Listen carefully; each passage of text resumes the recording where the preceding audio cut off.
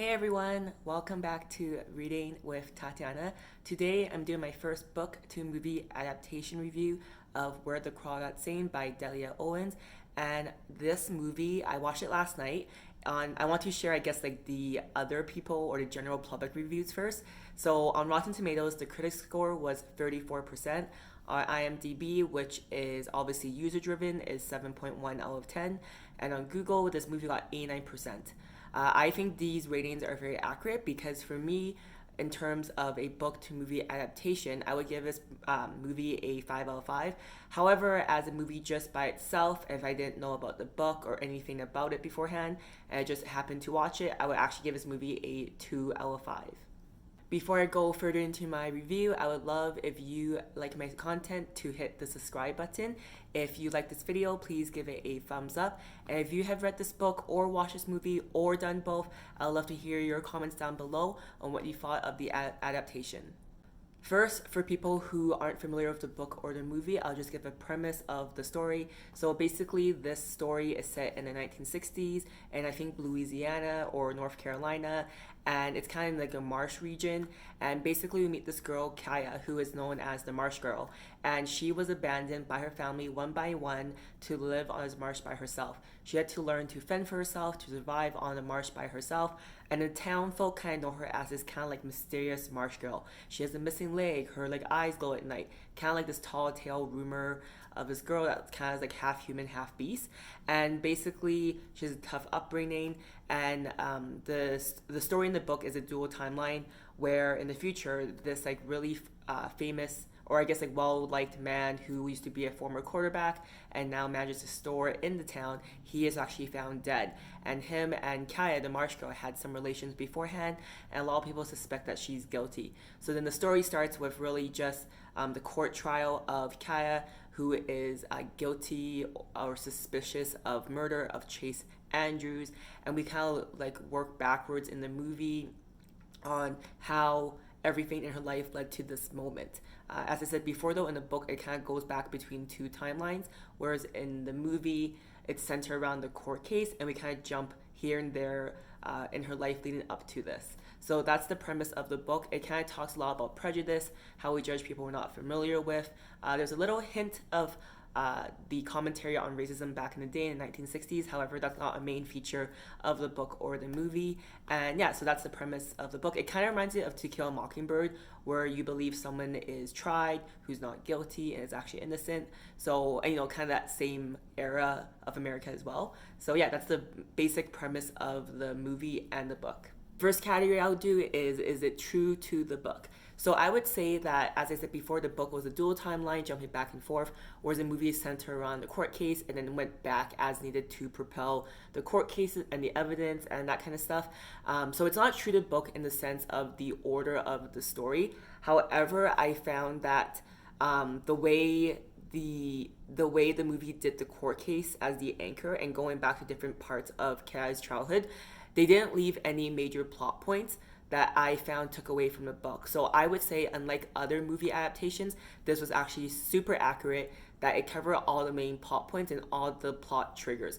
Nothing was really missing for me, but I also have to recognize that I came into this movie reading the book quite recently, so a lot of things were still fresh for me.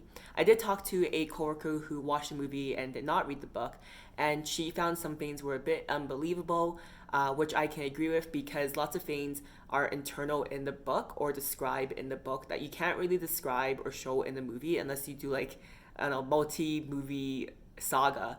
So I feel like if you want to get into specifics, like that things are missing or specific orders, like for example, Kaya meets Jumping first, and then Jumping tells his wife Mabel about Kaya.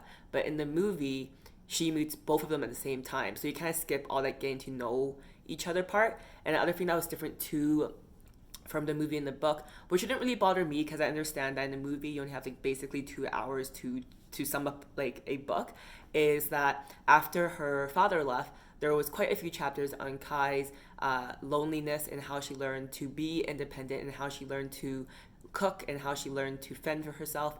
Whereas in the movie, it just happens suddenly, and like she's a child. Like, how could she know that right away? She's only 6 years old. So I feel like as a moviegoer, that you have to really suspend your belief on how things develop really quickly.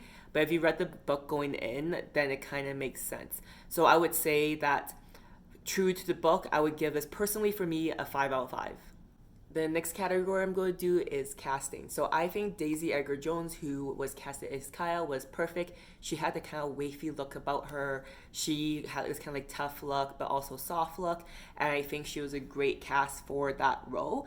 I thought the dad would be more rough looking just because he was kind of like this abusive man. He had drinking problem, former veteran. So I think he was like from that area. So I imagine a dad to be casted very differently, but I thought he was quite handsome. But I understand this is Hollywood, so obviously people are on average a lot more handsome. But like I just thought the casting was kind of like he was too good looking. Also with Tate and Chase Andrews, who are the love interests in the book and the novel, I thought they were casted fine. I thought Chase was great. I thought Tate was maybe a bit too handsome just because, his dad was I think a shrimp catcher, and we see his dad in the movie and he's more like short and more like a labor worker. And even though Tate does go to university and that kind of stuff, I thought Tate would be more of a labor worker look as well. Like honestly, Tate and Chase kind of looked like they were brothers, except one was blonde and one was brunette. So I thought the casting there could have been done better.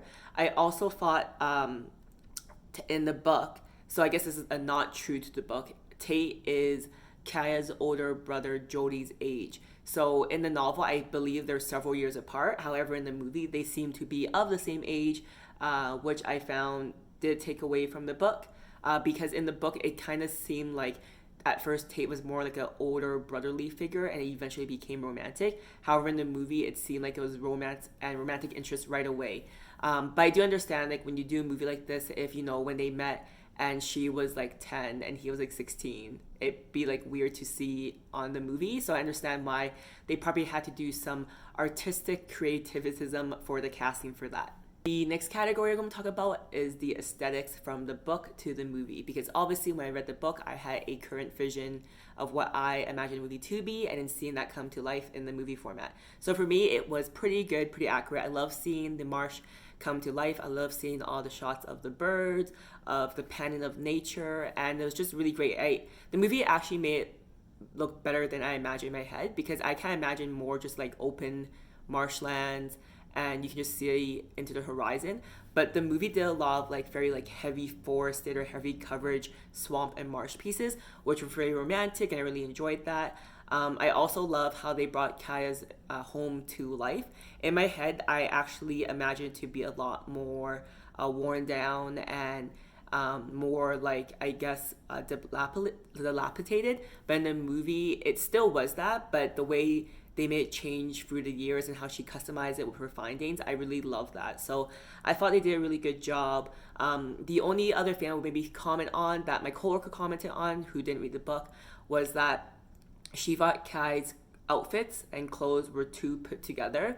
However, if you read the book, you come to learn that all of Kai's clothes are because as she got older and grew out of her old childhood clothes, Mabel, Jumping's wife, actually talked to the church to find clothes for Kai. So if you had known that, or if even they mentioned that really quickly in the movie with Mabel saying like, oh, I'll talk to the church to get you clothes, it would make more sense why Kai is so well dressed. But for me, because I read the book, that wasn't an issue going into the movie.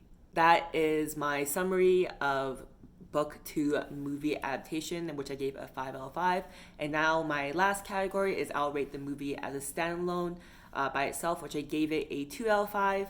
So I think this movie, if I went into it without knowing anything about the book or the premise, I think the movie is very superficial. I think it moves very quickly, and I have to kind of just assume things that maybe don't make sense. Because the book has so much internal dialogue and so much more chapters to flesh out the character's development, I found that the movie was very shallow.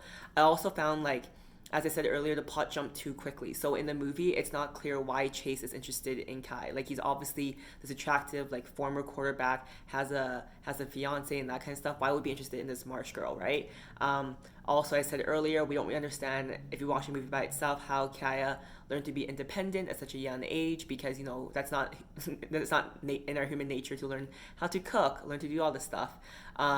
Also, other thing that I thought was missing in the movie, maybe because I read the book, but also I think when I watched the movie, like I wish I knew more about Kai's childhood growing up. Like we see that the mom left because the dad beat her.